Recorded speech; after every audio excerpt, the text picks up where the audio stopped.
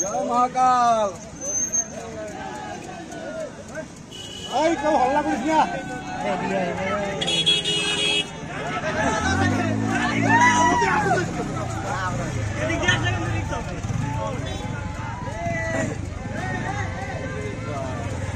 নিতাই দাদা ফোন করে তো ওদের যেতে পারে।